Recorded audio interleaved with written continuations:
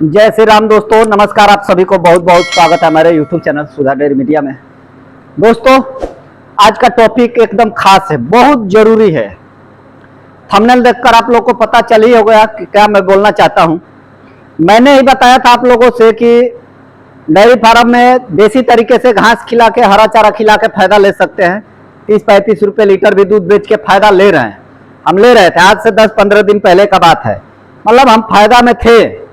मतलब ऐसा नहीं था कि मेरी प्रॉफिट में ले जाने का पीछे मेरे पास, देखिए जानवर 50 मेरे पास थे। 50 में से मतलब कुछ मर गए, मतलब अभी भी मतलब 40 के आसपास जानवर है हमारे फार्म पर। तो उसमें से सिर्फ 10-12 दूध देने वाली थे। मैं दूध देने वाली के ऊपर बात किया था कि दूध देने वाली जो गाय थी जिसको खिला के मैं प्रॉफिट ले रहा था। अब मैं ही बोला था कि प्रॉफिट ले रहा हूँ।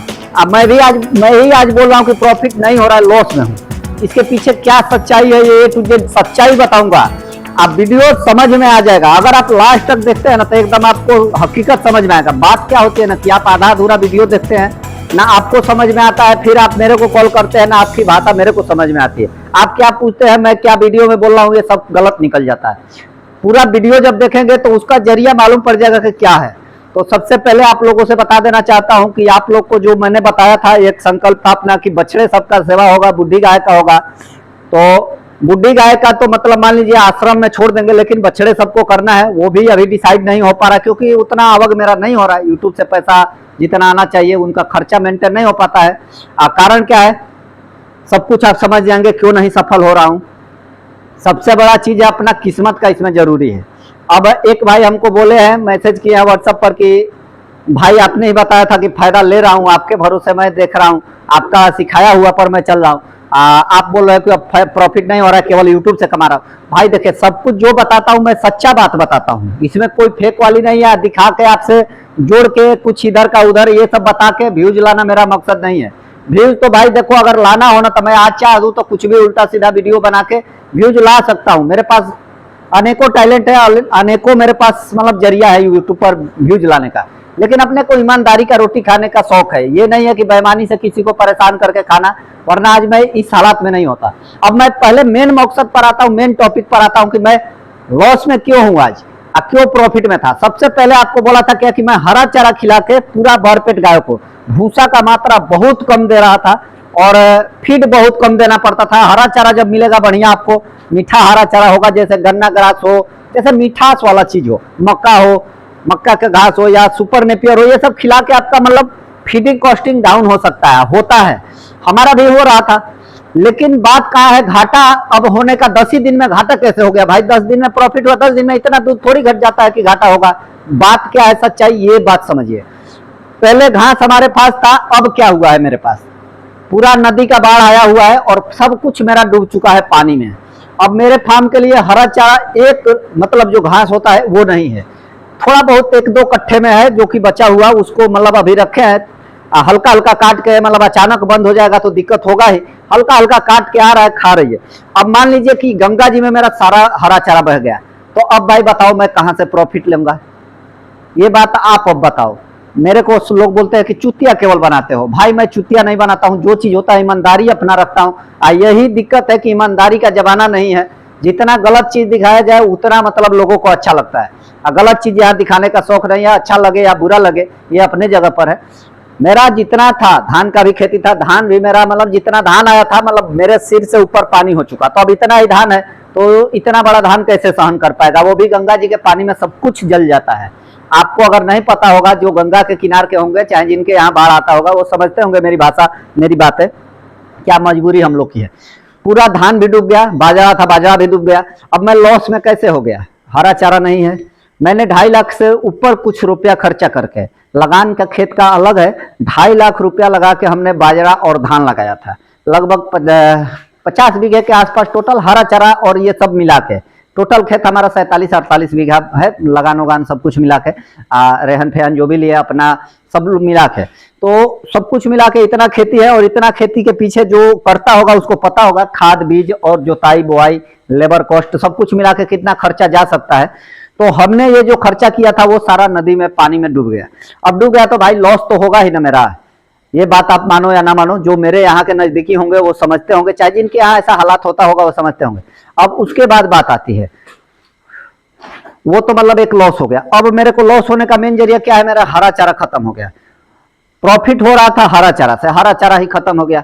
घर का तो अब अनाज भी नहीं होगा, और एक अपने को एक आशा था कि बाजरा हो जाएगा तो मेरा बछिया सब बाजरा खा के पोसाएगी, गाय को फिर खिलाऊंगा, बाजरा मिक्स करके चोकर के जगह खिलाऊंगा, ये मेरा मकसद था। धान जो होगा, धान बेच के जो कर्जा दुकान का है, मतलब बाकी में जो माल लिया था, वो मेरे को आशा था कि 1 लाख से ऊपर का मैं धान बेच लूंगा, पुआल हो जाता, पुआल से मेरा गायों का मतलब सूखा चारा हो जाता। तो ये सब चीज लॉस का जरिया मेरा है। ये मेरा प्रॉब्लम जो है ये पर्सनल है, ये आप पर लागू नहीं होता है। हर लोग के यहाँ बाढ़ नहीं आता है। मेरे क्षेत्र के बाद अगर कहीं जाते हैं तो बाढ़ भी नहीं आता है, ऐसा भी एरिया है। मेरे क्षेत्र से सिर्फ 15 किलोमीटर आप उधर दक्षिण एरिया में हट जाइए, रेलवे लाइन तरफ, उधर बाढ़ आता ही नहीं है। तो उधर तो कोई ऐसा दिक्कत नहीं है। तो वो लोग देखेंगे वीडियो तो बोलेंगे ये झूठ बोलता है। भाई जब यहाँ आओगे, आप पानी वीडियो में ऐड करके डाल रहा हूँ, आपको दिखा रहा हूँ कैसे हमारा खेत डूबा हुआ है। ये सब देखकर आपको पता चल जाता होगा। और ये सब चीजें हैं, इसके कारण हम लोग लॉस में है। मेरा लॉस में जाने के पीछे कोई दूसरा कारण नहीं है। हाँ, रहा बात, पहले भी लॉस में था, ये नहीं था कि पहले मैं प्रॉफिट ज्यादा कमा रहा था। जो गाय दूध देने वाली थी उनसे मैं प्रॉफिट ले रहा था, लेकिन मेरे फार्म पे दूध देने वाली के अलावा मतलब 20% दूध देने वाली और 80% खाने वाली। जैसे कि 50 जानवर थी, उसमें से 13 जानवर दूध देने वाली थी, और बाकी अब जोड़ लीजिए कितनी जानवर होती है, वो खाने वाली थी। सभी बड़ी थी, कोई भी 1 साल की छोटी बच्चिया वच्चिया थी नहीं मेरे फार्म पर खाने वाली में। छोटी थी वो सब तो मर ही गई थी। तो ये सब चीजें लॉस का मेरा कारण है। कोई माने या ना माने भाई, मेरा अब कल की ही बात करूं, कल मेरी गाय ने असिलिटरी जिसका नाम है, जिसका चारों थन खराब है, उसको हमने पाला था, 1500 रुपया लगा के सेक्स सीमेंट डलवाया था। उसको मैंने रखा था मतलब कि बच्चिया ही देगी। बच्चिया अगले साल की भी थी, तो बच्चिया अगले साल वाली अच्छी ब्रीड की नहीं थी, हमने खरीद के लाया था। अब की बार हमने अच्छा ब्रीड का उसको सीमेंट दिलाया, क्योंकि गाय का नस्ल अच्छा था।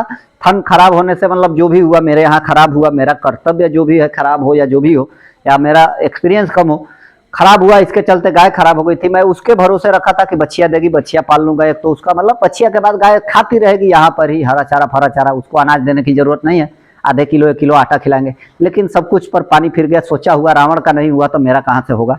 तो ये सब मेरे साथ मजबूरियां है कुछ। लाल वाली जो आयर फायर ब्रीड पंजाब वाली थी, उसको भी हमने खूब बढ़िया से देख रेख किया, खिलाया, इतना गाभिन हुई, तैयार हुई, क्योंकि वो 3 थन की थी। बच्चा दिया उसने, 8 महीना पे बच्चा फेंक दिया। उसको भी हमने एवीएस अरमदा का सीमेंट लगवाया था, 1500 या 1700 ऐसा कुछ लगा था। तो ये सब खर्चा हमारा मतलब हुआ था, पैसा इतना सीमेंट में लगा। उसके बाद बच्चा देने से पहले इतना हम खिलाए, सब बच्चिया मरी हुई पैदा हुई। ये सब चीज जब होता है तो लॉस तो होता ही है। कोई मानता नहीं है ये बात को, जो मानते हैं, जो जानते हैं वो तो मानते ही है।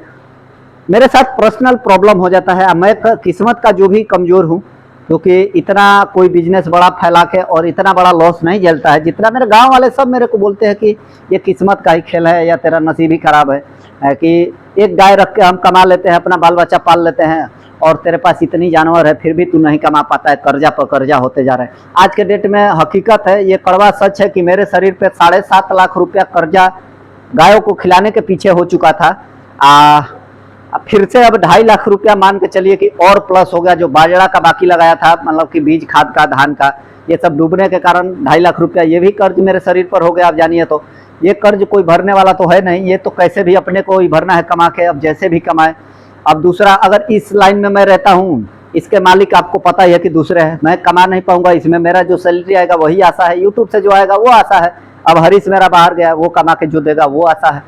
अब रहा बात कि कमा के कैसे भरूंगा, तो इसके लिए मैं अपने उपाय में लगा हूं, ऊपर वाले जैसे करवा दे। हो सकता है यूट्यूब से भी आने लगे, अब यूट्यूब भी चालू हो गया। यूट्यूब भी मेरा स्ट्राइक लगा हुआ था तो पेमेंट आया नहीं है, 30-35 हज़ार बना हुआ। धीरे धीरे कुछ भी करके तो हो जाएगा, जैसे भी होगा। कर्जा भरना कोई बड़ी बात नहीं है, 7-8 लाख रुपया मेरे लिए, क्योंकि मैं कहीं भी कमाने निकल जाऊँ तो 25-30 हज़ार रुपया। अभी भी मेरे को देखिए, डेयरी वाले अभी भी बिहार के ही ऐसे ऐसे लोग हैं डेयरी फार्म में, मेरे को ऑफर कर रहे हैं कि भाई जब नहीं फायदा हो रहा तो बंद कर दे, मेरे यहाँ आ जा, तू 20 हज़ार तेरी फिक्स सैलरी देंगे, और जो तेरा कर्जा है वो एक ही बार में हम भर देंगे शरीर पे। ऐसे ऐसे ऑफर देने वाले। लेकिन भाई हम सर के साथ गद्दारी नहीं कर सकते, सर के साथ जुड़े हुए हैं, आजीवन हम जुड़े रहेंगे। बाहर भी कमाएंगे तो उनके लिए ही काम करेंगे, ये मेरा मकसद है। बाकी आगे भगवान क्या कराते हैं, परिवार है, बच्चा है, घर में बच्ची है एक, तो सब कुछ टेंशन तो है ही, लेकिन मिला जुला के सब भगवान का आशीर्वाद है, चल रहा है। जो भगवान करते अच्छा ही होता है, बुरा कुछ नहीं करते भगवान अपने से। हर इंसान का अच्छा दिन एक दिन आता है, दिन के बाद रात आता है, ये अपने को मालूम ही है बहुत बढ़िया से। तो रात के बाद दिन भी आता है। तो वही बात है, हमारे साथ भी आज चल रहा है, कुछ हमारा कर्म गलत होगा उसका मैं भुगत रहा हूँ, या अगले जन्म का कर्जा इतना खाया होगा इनका, या इसी जन्म में किसी किसी का खाया हूँ, उनका शराप लग रहा होगा कि ब्याज नहीं दिया, मूर्ख दे देकर छोड़ दिया, तो वो सब लग रहा होगा। मैं मानता हूँ अपनी गलती, लेकिन मिला जुला के कहीं ना कहीं कुछ तो होगा, अच्छा होगा। समय लगता है हर चीज़ में। बाकी प्रॉफिट नहीं होगा ये मैं नहीं बोला था, मैंने प्रॉफिट नहीं हो रहा है उसके पीछे मेरा गलती है, मेरा कारण है, मेरा किस्मत है। अब आपको हरा चारा अगर आपके पास भरपूर मात्रा में है सभी गायों को खिलाने के लिए, तो फीड का कॉस्ट कम हो जाएगा, तो आपको प्रॉफिट होगा ही होगा। ये बात से आप निश्चिंत रहिएगा, ये एकदम हकीकत है कि हरा चारा जितना ज़्यादा आप खिलाएंगे गायों को, दुधारू हो या ड्राई पीरियड में हो। लोग बोलते हैं गाभिन गायों को हरा चारा नहीं खिलाना चाहिए। भाई जो बोल रहे हैं ना आजकल, यही सब तो बोल के बर्बाद कर दिए किसानों को। अब बाकी पहले के जमाने में क्या था, वही घास फूसी खिला के रखते थे, ये सब पाउडर भी नहीं था। आज ट्रांजैक्शन फीड 2-4 साल से हम लोग जान रहे हैं, 5 साल से, चाहे हम तो मतलब 2 ही साल से जान रहे हैं, झूठ क्या बोलना है भाई, 2 साल से मैं जानता हूँ ट्रांजैक्शन फीड के बारे में। इसके पहले मैं खुद नहीं जानता था। हाईलाइट मार्कोलाइट था, वो भी मैं 5 साल के पहले नहीं जानता था, 5-6 साल से जानता हूँ, उसके पहले जानता नहीं था। तो ये सब चीज़ें धीरे धीरे डेवलपमेंट हो रहा है। तो कंपनी को कमाने के लिए कुछ तो चाहिए, तो कंपनी अपना एक तरीका खोजता है कि ये चीज़ मत खिलाओ, प्रॉब्लम करता है, ये चीज़ खिलाओ। तो वही बात है। तो मिला जुला के देखा जाए तो कहीं से जो देसी तरीका है हरा चारा खिला के जो भी है, यही एकदम ओरिजिनल चीज़ है किसानों के लिए, यही बात सत्य है। हरा चारा खिला के आप प्रॉफिट ले सकते हैं। और जो मैंने वीडियो डाला था वो वीडियो हकीकत है, और ये जो वीडियो डाला हूँ इसका आप जरिया समझ गए होंगे कि किस कारण से मैं डाला हूँ। सब कुछ डिटेल आपके सामने रख दिया हूँ, आप अब डिसाइड कीजिए कि गलत क्या मैं बोलता हूँ, सही क्या बोलता हूँ। चलिए, वीडियो पसंद आया हो तो आप लोग जरूर सब्सक्राइब कीजिएगा चैनल को, वीडियो को लाइक कीजिएगा और ज़्यादा से ज़्यादा शेयर कीजिए, सपोर्ट कीजिए। आप लोग की सपोर्ट की ज़रूरत है, हम क्योंकि मुसीबत में है, ये मुसीबत मेरे लिए है, इस घड़ी को टारना जरूरी है, इसको जैसे भी राम नाम के नाम से पार लगाना है। तो आप लोग का सपोर्ट का, आशीर्वाद का भी ज़रूरत है।